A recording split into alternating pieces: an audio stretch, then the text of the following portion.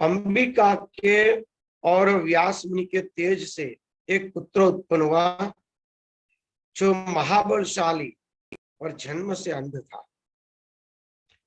उस बालक को अंध देखकर सत्यवती को बड़ा दुख हुआ। तब उन्होंने दूसरी अपनी वधू अंबिका को व्यास मुनि के पास भेजा। उससे उत्पन्न पुत्र भी पांडु रंग से ग्रसित होने के कारण राजा होने के योग्य नहीं था। इसलिए माता ने वधु अंबालिका को 1 वर्ष के बाद पुनः पुत्र के लिए प्रेरित किया। तो महाभारत के रूप से दासी के रूप के पुत्र थे विदुर जी, और यहाँ पर अंबालिका के पुत्र विदुर लिखे हैं।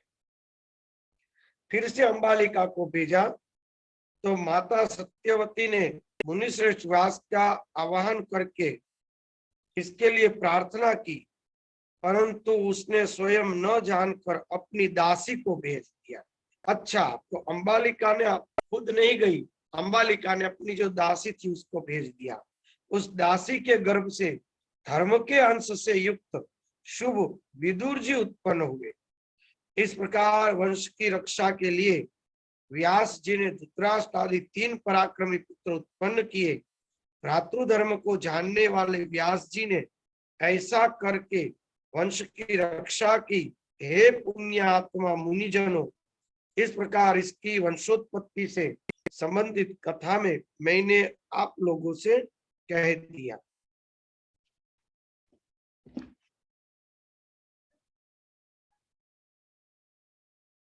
श्रीमद् देवी भागवत पुराण जगदम्बाकी नमः, द्वितीय स्कंद, प्रथम अध्याय।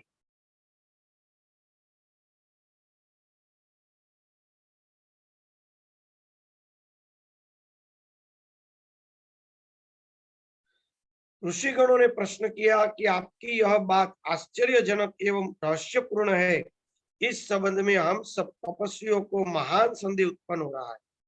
हे मेघावी, पूर्व काल में सत्यवती नाम से विख्यात व्यास जी की माता का राजा शांतनु के साथ जिस प्रकार विवाह हुआ, उन सती ने अपने घर में रहते हुए भी उनसे पुत्र रूप में व्यास कैसे उत्पन्न हुए? ऐसे सत्यवती का शांतनु के पुनः वर्ण कैसे किया? इस दोनों पुत्रों की उत्पत्ति कैसे हुई? हे सूरत, हे महाभाग, आप इस परम पावन कथा को विस्तार से कहिए। आप व्यास जी तथा सत्यवती की उत्पत्ति का वर्णन कीजिए। हम सभी व्रतधारी ऋषि इस विषय में सुनने के लिए उत्सुक है। सुत जी बोले, मैं चतुर्वर्ग यानी अर्थ धर्म काम मोक्ष प्रदान करने वाली परम आद्य शक्ति को प्रणाम करके शुभ पौराणिक कथा कहता हूँ, जिनके विशिष्ट वाग्भव बीज मंत्र यानी कि एम का किसी भी बहाने से उच्चारण करते ही शाश्वती सिद्धि प्राप्त हो जाती है। उन इच्छित फल देने वाली भगवती का सभी लोगों को अपनी समस्त कामनाएं पूर्ण करने के लिए समर्पण भाव से सम्यक स्मरण करना चाहिए।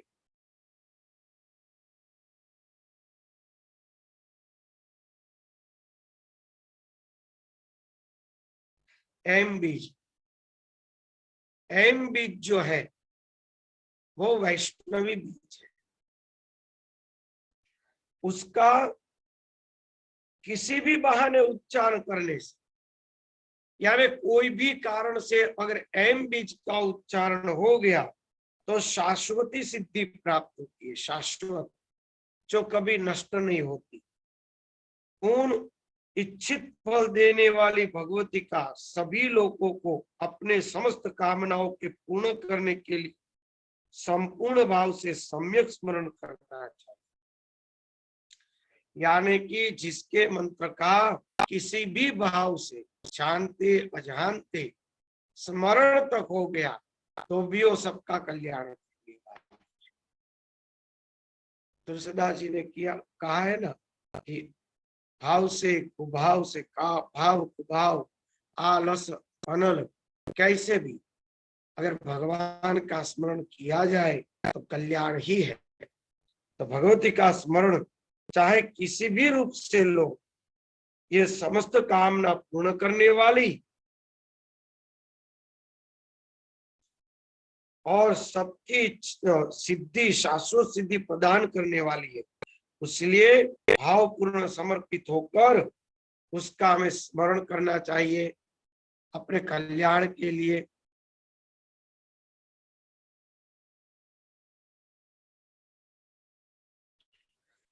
उपरिचर नाम के एक सत्यवादी धर्मात्मा ब्राह्मण पूजक तथा श्रीमान राजा होंगे जो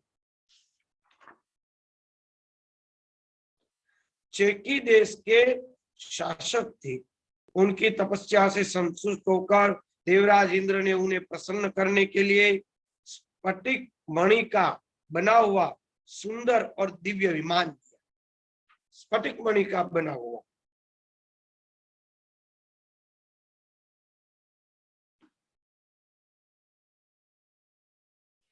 उपरिचक उपरिचर नाम के जो धर्मात्मा राजा थे, उनकी तपस्या से संतुष्ट होकर देवराज इंद्र ने उसको स्फटिक का विमान दिया। देखो उस जमाने में, आज लोहे के विमान में हम घूमते हैं, उस जमाने में स्फटिक के और दिव्य रत्नों के विमान हुआ करते थे। उस दिव्य विमान पर चढ़कर देवराज सर्वत्र विचरण करते थे। वे भी भूमि पर न उतरने तथा पृथ्वी से ऊपर ही ऊपर चलने के कारण सभी लोगों में परिचर वसु के नाम से सुप्रसिद्ध हुए। वो ऊपर ही ऊपर भ्रमण करने के कारण लंबे समय के लिए, इसीलिए उसका एक नाम उपरिचर वसु नाम से भी वो प्रसिद्ध हुए थे। उप परि और चर, चर यानी विचरण करने वाले, ऊपर विचरण करने वाले, ऐसा उसका वसु का नाम पड़ा। वो वसु थे। वे राजा अत्यंत धर्मपरायण थे। उनकी धर्मपत्नी का नाम गिरिका था, जो रूपवती और सुंदर थी। महाराज उपरिचर के 5 पुत्र हुए, जो बड़े महान वीर एवं महान परम प्रतापी थे। यथा समय पर उन्होंने अपने राजकुमारों को अलग अलग देशों का राजा बना दिया। एक बार राजा वसु की पत्नी गिरिका ने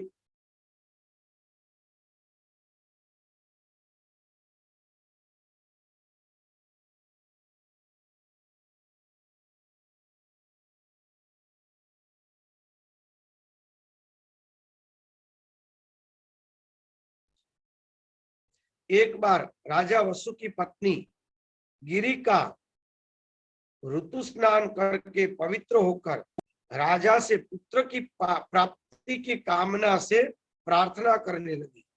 उस समय उनके पितरों ने राजा से कहा कि आप मृगों को मार कर लाइए। इस आदेश को सुनकर राजा को अपनी पत्नी का स्मरण आया, किंतु पितरों की आज्ञा श्रेष्ठ मानकर अपने कर्तव्य का निश्चय कर राजा मन ही मन गिरिका का स्मरण करते हुए आखेट खेलने चले गए। वन में रहते हुए राजा वसु साक्षात दूसरी लक्ष्मी के समान अपनी पति का स्मरण कर रहे थे, पत्नी का स्मरण कर रहे थे। इस प्रकार उस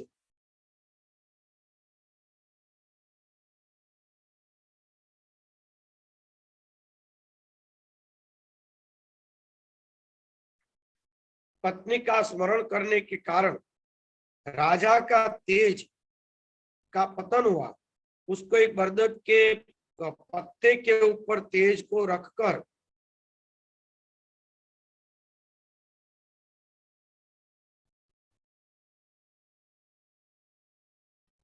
उन्होंने कहा कि मैं निश्चय ही मेरा तेज लेकर वहां पर जाऊंगा, क्योंकि मेरा तेज सर्वदा अमोघ है, इसमें संदेह नहीं है। इसको मैं रानी के पास भेज देता हूँ। राजा जब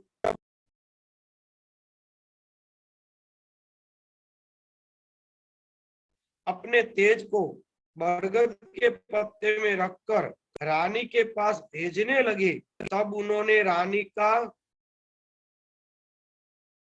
ऋतुकाल जानकर उसे अभिमंत्रित किया।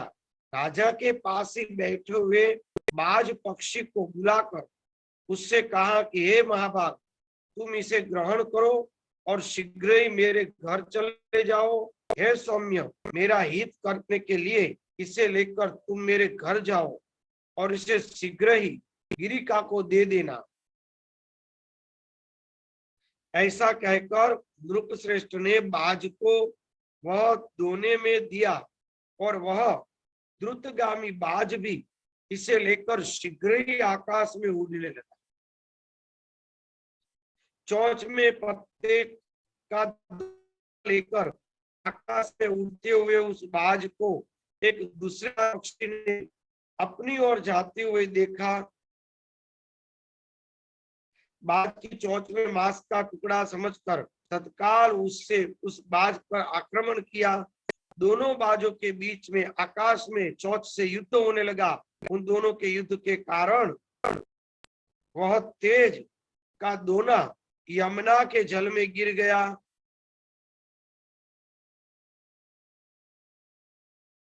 दोनों ही पक्षी गिरने के बाद यथेष्ट दिशा में चले गए। उसी समय अद्रिका नाम की एक अप्सरा जल में निमग्न होकर जल क्रीड़ा कर रही थी। उस सुंदर स्त्री के वहां पर उपस्थित संध्या वंदन करने में तत्पर एक ब्राह्मण को देखा और उन ब्राह्मण का पैर पकड़ लिया। प्राणायाम करते हुए ब्राह्मण ने उस स्वेच्छाचारिणी को देखकर उसे यह शाप दे दिया कि तुमने मेरे ध्यान में विघ्न डाला है, अतः तुम मछली हो जाओ। इस प्रकार ब्राह्मण श्रेष्ठ के श्राप पाकर वह आद्रिका नाम की रूपवती श्रेष्ठ अप्सरा मछली बनकर यमुना के जल में विचरण कर रही। बाज के पादाघात से गिरे हुए उस तेज को जाकर मत्स्य रूप धारणी अद्रिका अप्सरा ने उसे शीघ्रता के ऊपर निगल लिया। कुछ समय बाद 10 महीने बीतने पर एक मछुआरे ने उस सुंदर मछली को अपने जाल में फंसा लिया। उस मछुआरे ने शीघ्र ही उस मछली का पेट चीर दिया। उसके उदर से मनुष्य के आकार वाली जुड़वा संतति निकली। जुड़वा, उन दोनों में एक रूपवान बालक और एक सुंदर मुख वाली बालिका थी। अद्भुत घटना को देखकर वह भी अत्यंत विस्मित हुआ। उसने मछली के पेट से निकले उन दोनों बच्चों को राजा अपरिचर को सौंप दिया।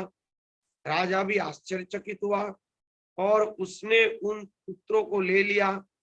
वह वसुपुत्र मत्स्य नामक राजा हुआ।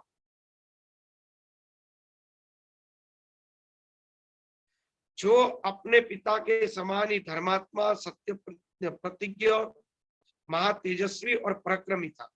राजा अपरिचर वसु ने वह कन्या उस मछुआरे को ही दे दी, जो आगे जाकर काली तथा मत्स्योदरी नाम से प्रसिद्ध हुई। अपने गुण विशेष के कारण वह मत्स्यगंधा नाम से भी जानी जाती थी। कुछ मछुआरे दास के घर वह सुंदरी वासवी धीरे धीरे बढ़ने लगी। ऋषिगणों ने कहा कि ये सूत जी, मुनि के द्वारा शापित वह आद्रिका नाम की श्रेष्ठ अप्सरा जब मछली हो गई और मछुआरे ने उसे चीर डाला, तब वह मर गई अथवा उसे खा गया। उस अप्सरा का फिर क्या हुआ? उसके शाप की समाप्ति कैसे हुई? सुत जी ने कहा, जब मुनि ने उसे श्राप दिया तब वह विस्मित हो गई, दीनता पूर्वक रोने लगी और ब्राह्मण की स्तुति करने लगी। दयालु ब्राह्मण ने रोती हुई स्त्री के कहा कि हे कल्याणी, तुम शोक न कर, मैं तुम्हारे शाप के अंत का उपाय बताता हूँ। मैं क्रुद्ध होकर जो शाप दिया उसे तुम मत्स्य योनि को प्राप्त होगी, परंतु तुम अपने उदर से एक युगल मानव संतान को उत्पन्न करके इस शाप से मुक्त हो जाओगी। उनके ऐसा कहने पर वह यमुना जल में मछली का शरीर पाकर 2 संतानों को उत्पन्न करके मर गई और साप से मुक्त हो गई। इस प्रकार सापोद्धार होने पर वह सुंदरी मछली का शरीर त्याग कर दिव्य रूप धारण करके स्वर्ग में चली गई। इस प्रकार सुंदर मुख वाली उस कन्या मत्स्यगंधा का जन्म हुआ। देश दास के घर में पुत्र की भांति पालन पोषण की जाती हुई वह कन्या बढ़ने लगी। जब वह मत्स्यगंधा किशोर अवस्था को प्राप्त हुई तब उसका सौंदर्य और भी बढ़ गया। वह परम सुंदरी निषाद राज के कार्यों को करती हुई रहने लगी।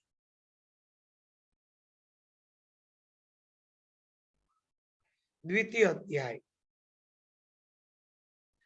एक बार तीर्थ यात्रा करते हुए महान तेजस्वी परशुराम जी यमुना तट पर आए और उन धर्मात्मा ने भोजन करते हुए निषाद से कहा, मुझको नाव में यमुना के पार पहुंचा।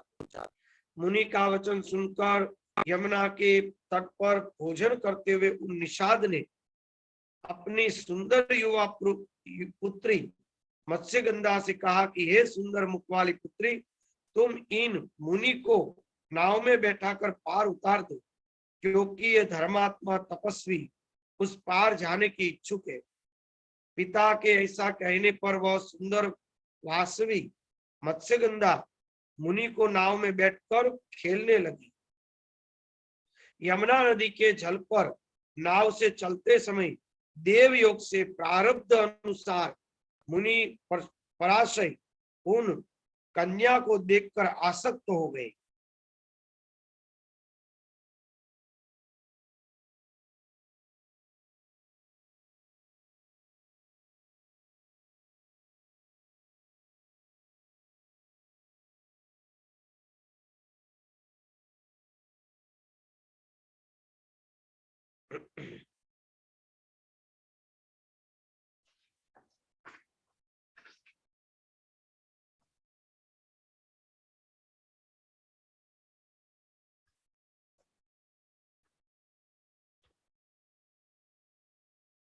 तब पराशय ऋषि ने मत्स्यगंधा को आसक्त भाव से स्पर्श किया। तब मत्स्यगंधा ने कहा कि हे ब्राह्मण श्रेष्ठ, इस पृथ्वी पर मनुष्य का जन्म दुर्लभ है। इससे भी ब्राह्मण कुल में जन्म लेना तो मैं विशेष रूप से दुर्लभ मानती हूँ। हे विप्रेंद्र, आप कुल से, शील से, वेदाध्ययन से धर्मपरायण और श्रेष्ठ ब्राह्मण है। इन मत्स्यगंधा को देखकर आप अनाचार युक्त विचार वाले कैसे हो गए? हे अमोघ बुद्धि वाले ब्राह्मण, मेरे शरीर में स्थित किस विशेषता को देखकर आप मेरा हाथ पकड़ा है?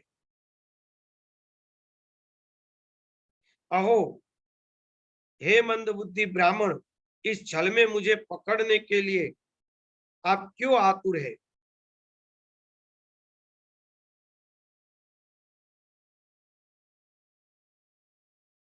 इस तरह निषाद कन्या ने महान मुनि पराशर से कहा कि हे महाभाग, आप धैर्य धारण कीजिए। तब मुनि पराशर का सुत जी बोले, मुनि पराशर, उनका हितकारी वचन सुनकर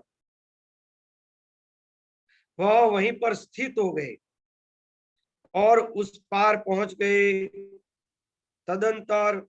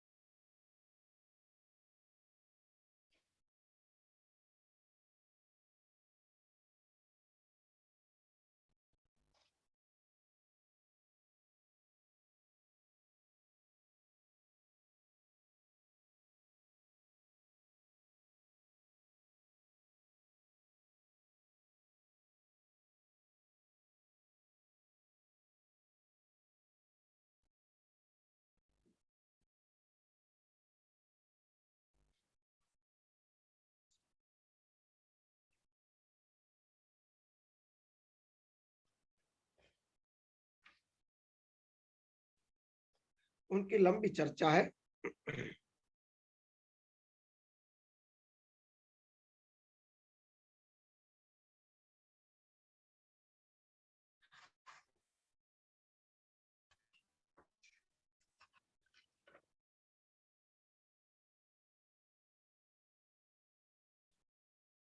सुत जी ने कहा कि ऐसा कहकर अपने उस कन्या से पराशर ऋषि के द्वारा वो तत्काल गर्भवती हुई और यथा समय सत्यवती ने यमुना जी के द्वीप में दूसरे कामदेव तुल्य एक सुंदर पुत्र को जन्म दिया। उत्पन्न होते ही उस तेजवान पुत्र ने अपनी माता से कहा कि हे माता, मन में तपस्या का निश्चय करके ही अत्यंत तेजस्वी मैं गर्भ में प्रविष्ट हुआ था। हे महाभागे, अब आप अपनी इच्छा अनुसार कहीं भी चली जाइए और मैं भी यहाँ से तप करने के लिए जा रहा हूँ। हे माता, आपके स्मरण करने पर मैं अवश्य आपको दर्शन दूंगा। हे माता, जब कोई उत्तम कार्य आ पड़े तब आप मेरा स्मरण कीजिएगा, मैं शीघ्र ही उपस्थित हो जाऊंगा। हे भामिनी, आपका कल्याण हो, अब मैं चलूंगा, आप चिंता छोड़कर सुखपूर्वक रहिए। ऐसा कहकर व्यास जी चले गए और वह सत्यवती भी अपने पिता के पास चली गई। सत्यवती ने बालक को यमुना द्वीप में जन्म दिया था, अतः वह बालक द्वैपायन नाम से विख्यात हुआ, इसलिए उसका एक नाम द्वैपायन। यमुना जी के द्वीप में विष्णु भगवान के अंशावतार होने के कारण वह बालक उत्पन्न होते ही शीघ्र बड़ा हो गया। अपने तीर्थों में स्नान करता हुआ, अनेक तीर्थों में स्नान करता हुआ उत्तम तप करने लगा। इस प्रकार पराशर के द्वारा सत्यवती के गर्भ से द्वैपायन उत्पन्न हुए और उन्होंने ही कलियुग को आया जानकर वेदों को अनेक शाखाओं में विभक्त किया। वेदों का विस्तार करके कारण ही उनका एक नाम व्यास भी पड़ा। उन्होंने ही विभिन्न पुराण संहिताओं तथा श्रेष्ठ महाभारत की रचना की। उन्होंने वेदों के अनेक विभाग करके अपने शिष्य सुमंत, जैमिनी, सुमंतु, जैमिनी, पैल, वैशंपायन, असित, देवल और अपने पुत्र सुखदेव जी को पढ़ाया। हे श्रेष्ठ मुनियों, मैं यह बात उत्पत्ति का कारण आप लोगों के बता दिया। साथ ही सत्यवती के पुत्र व्यास जी की पवित्र उत्पत्ति का वर्णन कहा। हे श्रेष्ठ मुनिगण, व्यास जी की उत्पत्ति के विषय में आप लोगों को संदेह नहीं करना चाहिए। महापुरुषों के चरित्र से केवल गुण ही ग्रहण करने चाहिए। किसी विशेष कारण से ही मुनि व्यास का मछली के उदर से सत्यवती का जन्म, पराशर के साथ संयोग, राजा संतनु के साथ विवाह, अन्यथा मुनि पराशर का चित्त आसक्त होना और धर्म के ज्ञाता वे महामुनि पराशर अनार्य लोगों द्वारा आचरित किया जाने वाला ऐसा कृत्य क्यों करेंगे। किसी विशेष कारण से युक्त आश्चर्यकारिणी यह उत्पत्ति मैंने आपको बता दी, जिसे सुनकर मनुष्य निश्चय रूप से पाप से मुक्त होता है। जो श्रुति परायण मनुष्य इस शुभ आख्यान को सुनता है वह दुर्गति को प्राप्त नहीं होता तथा सर्वदा सुखी हो जाता है। तृतीय अध्याय, भीष्म पिता का जन्म।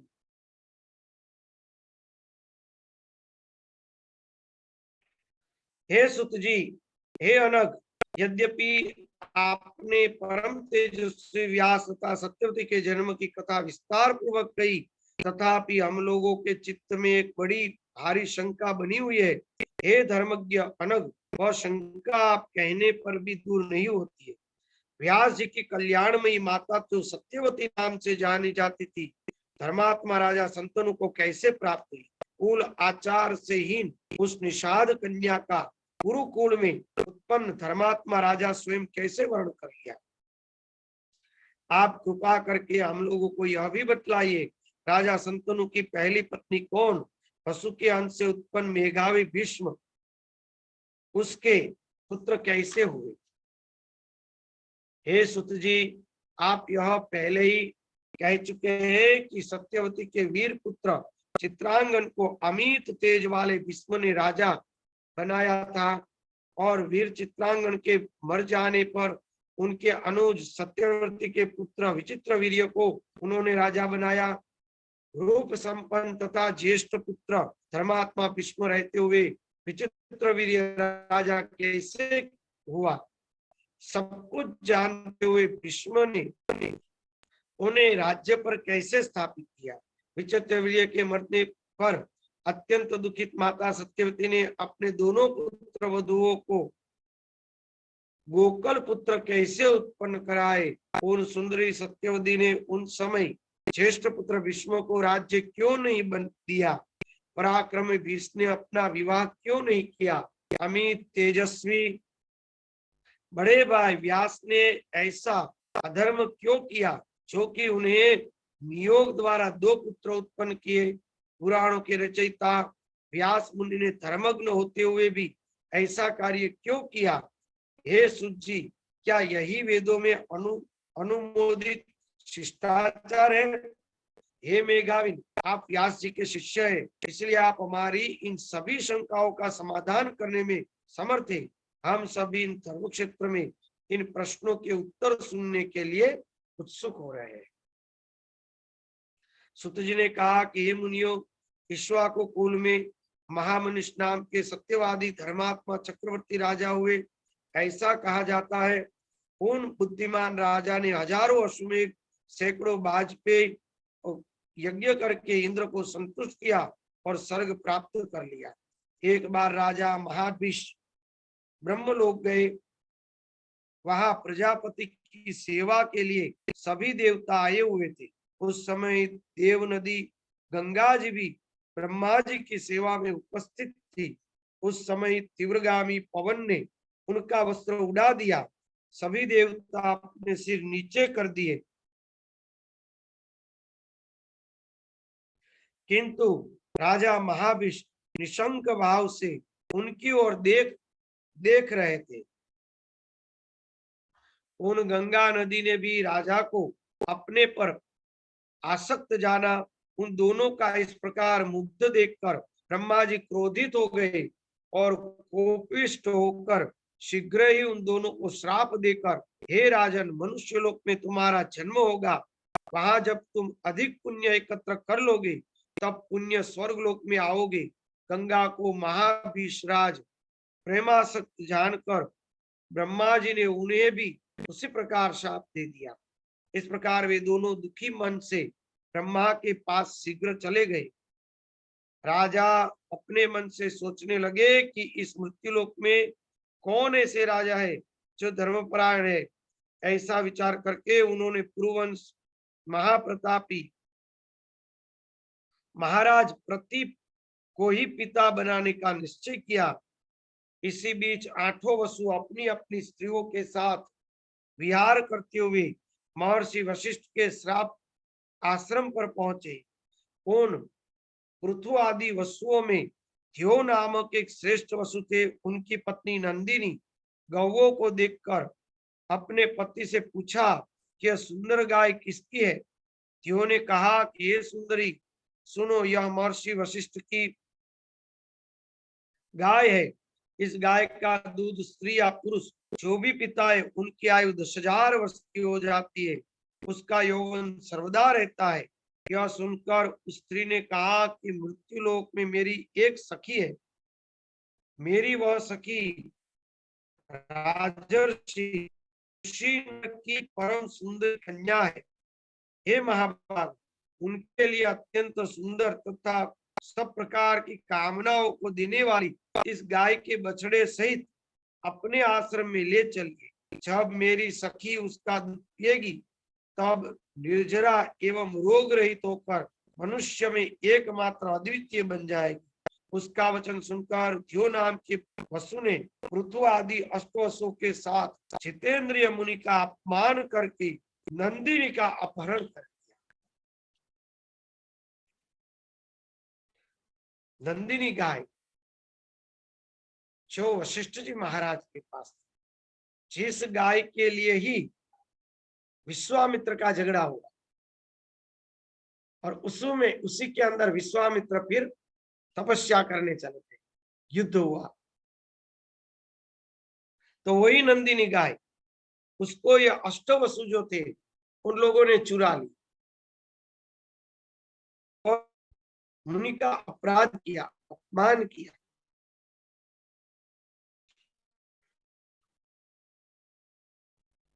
नंदिनी का अपहरण हो जाने पर महातपस्वी वशिष्ठ फल लेकर शीघ्र ही अपने आश्रम आ गए। जब मुनि ने अपने आश्रम में बछड़े सहित नंदिनी को नहीं देखा, तब वे तेजस्वी वनों एवं गुफाओं में उसे ढूंढने लगे। जब वह गाय नहीं मिली, तब वरुण पुत्र मुनि वशिष्ठ जी ध्यान योग से उसे वसुओं के द्वारा हरी गई वो जानकर अत्यंत कुपित हुए। वसुओं ने मेरी अवमानना करके मेरी गौ चुरा ली, वे सभी मानव योनि में जन्म ग्रहण करे, इनमें संदेह नहीं। इस प्रकार धर्मात्मा वशिष्ठ ने उन वसुओं को श्राप दे दिया। यह सुनकर वे सभी वसु खिन्न मनस्त दुखित हो गई, वहां से चले गए। हमें शाप दे दिया गया है, यह जानकर ऋषि वशिष्ठ के पास पहुंचे और उसे प्रसन्न करते हुए सभी वसु उनकी शरणागत हो गए। तब धर्मात्मा मुनि वशिष्ठ ने उनके सामने खड़े वसुओं को देखकर कहा, तुम लोगों में से 7 वसु एक एक वर्ष के अंतर से ही शाप से मुक्त हो जाओगे, परंतु जिसने मेरी प्रिय सवत्सा नंदिनी का अपहरण किया है, वह ध्यो नाम का वसु मनुष्य शरीर में बहुत दिनों तक रहेगा।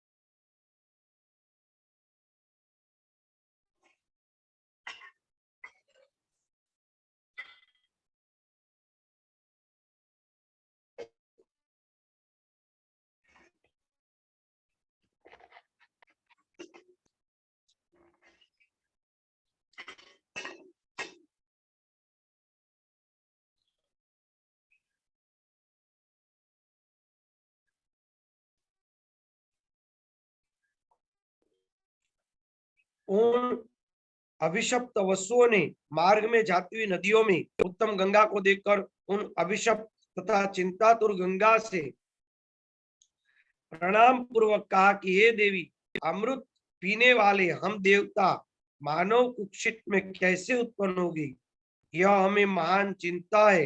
अतः हे नदियों में श्रेष्ठ, आप ही मानुषी बनकर हम लोगों को जन्म दे।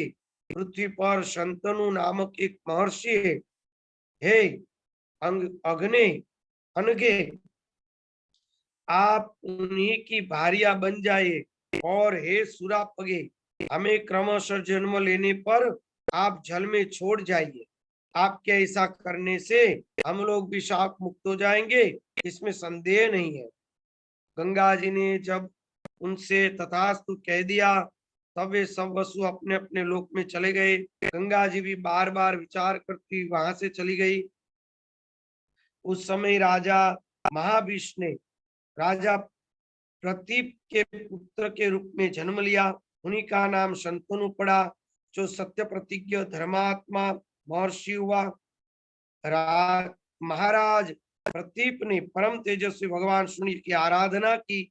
उस समय जल में से एक परम सुंदर स्त्री निकल पड़ी और वह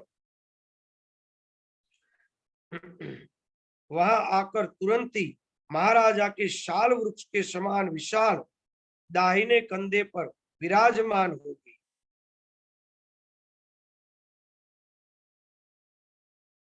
राजा ने उस स्त्री से पूछा कि हे वरानने, तुम मुझसे बिना पूछे ही मेरे शुभ दाहिनी ओर क्यों बैठ गई? उस सुंदरी ने उसे कहा, हे नृपश्रेष्ठ, हे कुरुक्षेत्र, मैं जिस कामना से आपके पास बैठी हूँ, उस कामना वाली मुझे आप स्वीकार करें। उस सुंदर स्त्री से राजा ने कहा, मैं किसी सुंदरी और स्त्री को काम की इच्छा से नहीं स्वीकार कर सकता। कितने धर्मात्मा थे। हे भगिनी, हे शुचिस्मती, तुम मेरे दाहिनी ओर प्रेम पूर्वक आकर बैठ गई हो। उसे तुम पुत्रों तथा पुत्रवधुओं का स्थान समझो। अतः हे कल्याणी, मेरे मनोवांछित पुत्र के उत्पन्न होने पर तुम मेरी पुत्रवधु हो जाओ। तुम्हारे पुण्य से मुझे पुत्र हो जाएगा, इसमें संशय नहीं है। वह दिव्य दर्शन वाली कामिनी तथास्तु कहकर चली गई और उस स्त्री के विषय में सोचते हुए राजा प्रतीप भी अपने घर को चले गए। धर्मात्मा राजा जो प्रतीप थे भरत वंश में, उन्होंने उसको पुत्रवधु के रूप में देखा, अपनी वधु के पत्नी के रूप में नहीं देखा। और उन्होंने कहा कि तुम्हें मेरा वंश ही आगे बढ़ाना है, तो मेरे जो पुत्र होंगे उसके साथ तुम्हारा विवाह करेंगे। उस समय बीत जाने पर, पुत्र के युवा होने पर वन जाने की इच्छा वाले राजा ने अपने पुत्र को यह समस्त पूर्व वृत्तांत कह सुनाया। सारी बात बताकर राजा ने अपने पुत्र से कहा, यदि वह सुंदरी बाला तुम्हें कभी वन में मिले और अपनी अभिलाषा प्रकट करे, तो उस मनोरमा को स्वीकार कर लेना। उससे मत पूछना कि तुम कौन हो, यह मेरी आज्ञा है। उसे अपनी धर्मपत्नी बनाकर तुम मेरे पास ले आओ। सुत जी ने कहा, इस प्रकार अपने पुत्र को आदेश देकर महाराज प्रताप प्रसन्नता के साथ उन्हें सारा राज्य वैभव सौंपकर वन में चले गए। वहां जाकर वे तप करके तथा आदिशक्ति भगवती अंबिका की आराधना करके अपने तेज से शरीर छोड़कर स्वर्ग में चले गए। महातेजस्वी राजा शंतनु ने सार्वभौम राज्य प्राप्त किया और वे धर्मपूर्वक प्रजा का पालन करने लगे। अध्याय 4। प्रतीप के स्वर्ग चले जाने पर सत्य पराक्रमी राजा शंतनु व्याघ्र और मृगों को मारते हुए मृग्या में तत्पर हो गए। किसी समय गंगा के किनारे घरे वन में विचरण कर रहे थे। राजा ने मृग के बच्चे जैसी आंखों वाली सुंदर आभूषण से युक्त एक स्त्री को देखा। उसे देखकर राजा शंतनु हर्षित हो गए। सोचने लगे कि साक्षात श्री लक्ष्मण, यह स्त्री वही है जिसके विषय में पिता ने मुझे बताया था। उनके मुख कमल का पान करते हुए राजा तृप्त नहीं होते थे। हर्षातिरेक के उन निष्पाप राजा को रोमांचित हो गया और उनका चित्त उस स्त्री में आसक्त हुआ। वह स्त्री भी उसे राजा महाभीष जानकर प्रेमासक्त हुई। वह मंद मुस्कुराती हुई राजा के सामने हो गई। उस सुंदरी को देखकर राजा अत्यंत प्रेमवश हो गए। कोमल वाणी से उसे सांत्वना देते हुए मधुर वचन कहने लगे, तुम कोई देवी, मानुषी, गांधर्वी, यक्षी, नागकन्या, अप्सरा तो नहीं हो। हे वराह, तुम जो कोई भी हो, मेरे भार्या बन जाओ। तुम प्रेम पूर्वक मेरी धर्मपत्नी बन जाओ। सुत जी बोले कि राजा शंतनु तो निश्चित रूप से नहीं जान सके कि ये वे ही गंगा है, किंतु गंगा ने उन्हें पहचान लिया कि शंतनु के रूप में उत्पन्न यही महाराजा महाभीष है। पूर्वकालीन प्रेमवश राजा शंतनु के उस वचन को सुनकर उस स्त्री के मंद मुस्कान करते हुए वचन कहा, हे नृपश्रेष्ठ, मैं यह जानती हूँ कि आप महाप्रतापी राजा प्रतीप के योग्य पुत्र है। अतः भला कौन ऐसी स्त्री होगी जो संयोगवश आपके अनुरूप पुरुष को पाकर पति रूप में स्वीकार न करे। हे नृपश्रेष्ठ, वचनबद्ध करके ही मैं आपको अपना पति स्वीकार करूंगी। हे राजन, अब आप मेरी शर्त सुनिए, जिससे मैं आपका वर्ण कर सकूं। मैं भला बुरा जो भी कार्य करूं, आप मुझे मना नहीं करेंगे। न कोई अप्रिय बात कहेंगे। जिस समय आप मेरा यह वचन नहीं मानेंगे, उसी समय में माननीय श्रेष्ठ आपको त्याग कर चली जाऊंगी, उस जगह चली जाऊंगी।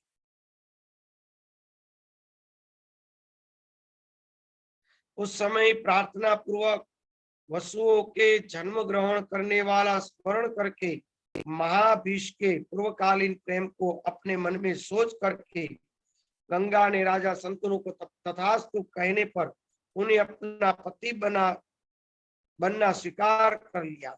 इस प्रकार मानवीय रूप धारण करने वाली रूपवती सुंदर वर्ण वाली गंगा महाराजा संतनु की पत्नी बनकर राजसभा में पहुंची। राजा संतनु से पाकर सुंदर उपवन में विहार करने लगे। भावों को जानने वाली सुंदरी गंगा भी राजा संतनु के साथ विहार करने लगी।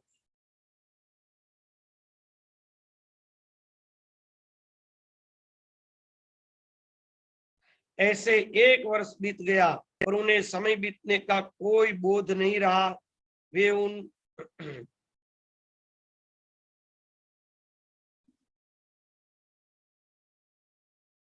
सर्वगुण संपन्ना गंगा तथा चतुर संतनु भी दिव्य वन में लक्ष्मी और नारायण की भांति विहार कर। इस प्रकार कुछ समय बीत जाने पर गंगा ने महाराज शंतनु से गर्भ धारण किया। यथा समय उन सुनयनी एक वसु को पुत्र रूप में जन्म दिया। उन्होंने उस बालक को उत्पन्न होते ही तत्काल जल में फेंक दिया। इस प्रकार दूसरे, तीसरे, चौथे, पांचवें और छठे, सातवें पुत्र के मारे जाने पर राजा संतनु को बड़ी चिंता हो। उन्होंने सोचा, अब मैं क्या करूं, मेरा वंश इस पृथ्वी पर सुस्थिर कैसे होगा। यह पापिनी ने मेरे 7 पुत्र मार डाले। यदि इसे रोकता हूं तो यह मुझे त्याग देगी। मेरा अभिलषित 8वां गर्भ भी इसे प्राप्त हो गया है। यदि अब भी मैं इसे रोकता नहीं हूं तो यह इसे भी जल में फेंक देगी। यह भी मुझे महान संदेह है कि भविष्य में कोई और संतति होगी या नहीं। यदि उत्पन्न भी हो जाए तो पता नहीं कि यह दुष्ट उनकी रक्षा करेगी या नहीं। इस संशय की स्थिति में क्या करूं। वंश की रक्षा के लिए मुझे कोई दूसरा यत्न करना ही होगा। तदंतर समय सर जब यह 8वां दियो नामक पशु पुत्र में उत्पन्न हुआ, जिससे अपने वशीभूत होकर वशिष्ठ की नंदिनी गौ का हरण किया था, तब उस पुत्र को देखकर राजा संतनु गंगा के पैरों पर गिरते हुए कहने लगे कि हे तंगिनी, मैं तुम्हारा दास हूँ, सुचिस्मते, मैं प्रार्थना करता हूँ, तुम इस पुत्र का पालन करना चाहता हूँ, अतः इसे जीवित मुझे दे दो। हे कम भेरु, तुमने मेरे 7 सुंदर पुत्रों को मार डाला, किंतु इन 8वें पुत्र की रक्षा करो। हे सुश्रोणी, मैं तुम्हारे पैरों पर पड़ता हूँ, इसके बदले में तुम मुझसे जो मांगोगी मैं दुर्लभ वस्तु तुम्हें दे दूंगा। अब तुम मेरे वंश की रक्षा करो। वेदविद विद्वानों ने कहा कि पुत्रहीन मनुष्य की स्वर्ग में भी गति नहीं होती। इस कारण अब मैं इन 8वें पुत्र के लिए याचना करता हूँ। राजा संतनु के ऐसा कहने पर भी जब गंगा उस पुत्र को लेकर जाने को उद्यत हुई, तब उन्होंने अत्यंत कोपित एवं दुखित होकर उनसे कहा कि हे पापिनी, अब मैं क्या करूं, क्या तुम नरक से भी नहीं डरती। तुम कौन हो, लगता है तुम पापियों की पुत्री हो, तभी तो तुम सदा पाप कर्मों में लगी रहती हो। अब तुम जहां चाहो वहां जाना चाहो वहां जाओ, किंतु इस पुत्र को मुझे दे दो। हे पापिनी, अपने वंश का अंत करने वाली, ऐसे तुम्हें रखकर भी मैं क्या करूं। राजा के ऐसा कहने पर वो नवजात शिशु को लेकर जाती हुई गंगा ने क्रोध पूर्वक उनसे कहा कि पुत्र की कामना वाले, मैं भी इस पुत्र को वन में ले जाकर पालूंगी। शर्त के अनुसार अब मैं चली जाऊंगी, क्योंकि आपने अपना वचन तोड़ दिया है। मुझे आप गंगा जानिए, देवताओं का कार्य संपन्न करने के लिए ही मैं यहाँ आई थी। महात्मा वशिष्ठ के प्राचीन काल में 8 वर्षों को श्राप दिया था, किंतु तुम सब मनुष्य योनि में जाकर जन्म लो। तब चिंता से व्याकुल होकर 8 वर्ष मुझे देखकर कहने लगे, हे अनघे, आप हमारी माता बने, अतः हे श्रेष्ठ, उन्हें वरदान देकर मैं आपकी पत्नी बन गई। आप ऐसा समझ लीजिए कि देवताओं का कार्य सिद्ध करने के लिए मेरा जन्म हुआ है। वे 7 वसु को आपके पुत्र बनकर ऋषि के साथ से मुक्त हो गई। यह 8वां वसु कुछ समय तक आपके पुत्र के रूप में विद्यमान रहेगा। अतः हे महाराज शांतनु, तुम गंगा के द्वारा दिए हुए पुत्र को स्वीकार कर लीजिए। इसे 8वां वसु जानते हुए आप पुत्र सुख का भोग करें, क्योंकि हे महाभाग, यह गांगे बड़ा ही बलवान होगा।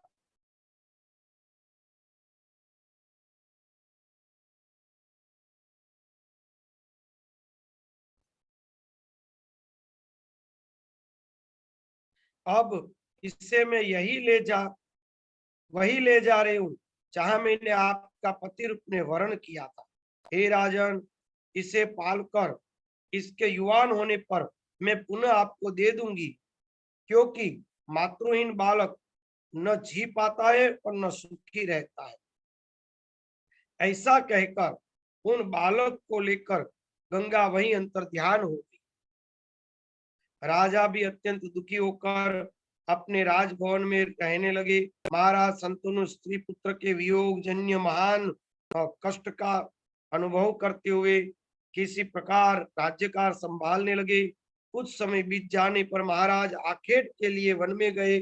वहां अनेक प्रकार के मृगों, भैंसों, सुकरों अपने बाणों से मरते हुए गंगा जी के तट पर पहुंचे। उस नदी के बहुत थोड़ा जल लेकर वे राजा संतनु बड़े आश्चर्य में पड़ गए। उन्होंने वहां नदी के किनारे खेलते हुए एक बालक को महान धनुष्य को खींचकर बहुत से बाणों छोड़ते हुए देखा। उसे देखकर राजा संतनु बड़े विस्मित हुए और कुछ भी नहीं जान पाए। उन्हें यह भी स्मरण न हो पाया कि यह मेरा पुत्र है या नहीं।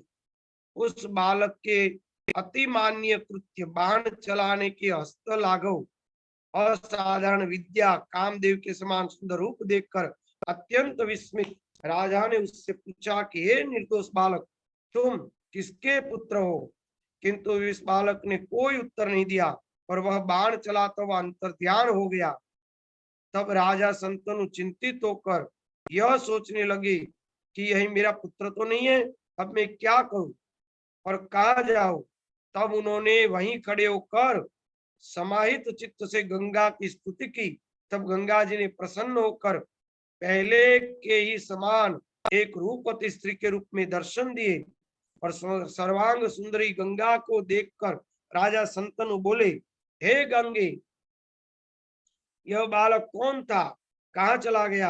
आप मुझको दिखा दी आप उसे मुझको दिखा दीजिए।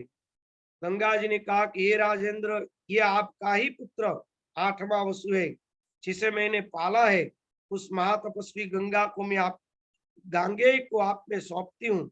हे सूरत, यह बालक आपके इस कुल की कीर्ति को बढ़ाने वाला, इसे सभी वेद शास्त्र एवं शाश्वत धनुर्विद्या की विद्या भी मैंने दी है।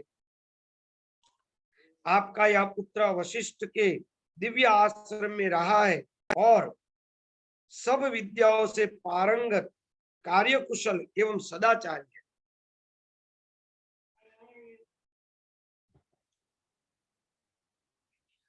जिस विद्या को जमदग्नि परशुराम जानते हैं, उसे आपका पुत्र यह जानता है। हे राजेंद्र, हे नराधिपति, आप इसे ग्रहण कीजिए, चाहिए आप सुख पूर्वक रहिए। ऐसा कहकर यह पुत्र राजा को देकर गंगा जी अंतर्ध्यान हो गई। राजा उसे पाकर संतनु बहुत आनंदित और सुखी हुए।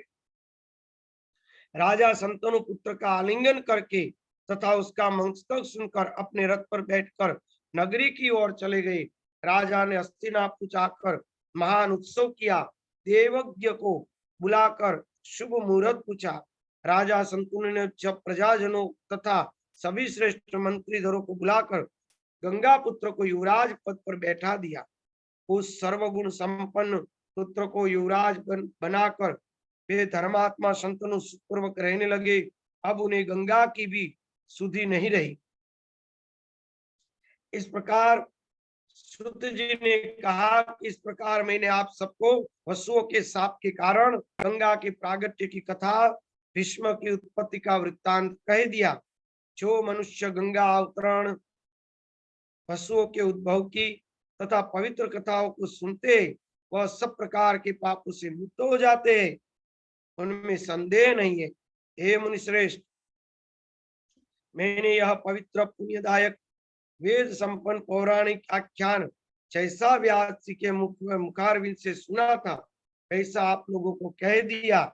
हे देवपायन, व्यास जी के मुख से निष्प्रू यह देवी भागवत बड़ा ही पवित्र, अनेकानेक कथाओं से परिपूर्ण, सर्ग प्रतिसर्ग आदि 5 पुराण लक्षणों से युक्त है। तो हे मुनि श्रेष्ठ, सुनने वाले, समस्त पापों का नाश करने वाली, फल कल्याणकारी, सुखदायक, पुण्यप्रद इस इतिहास मैंने जो आप लोगों को वर्णन किया है। चलो 5वां अध्याय पढ़ लेंगे। 5वां अध्याय याद करिएगा आप लोग। जी सर।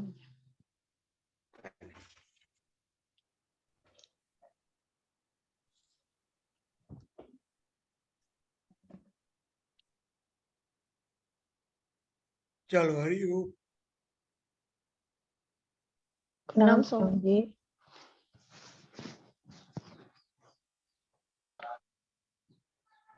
प्रणाम स्वामी जी। हरे कृष्णा।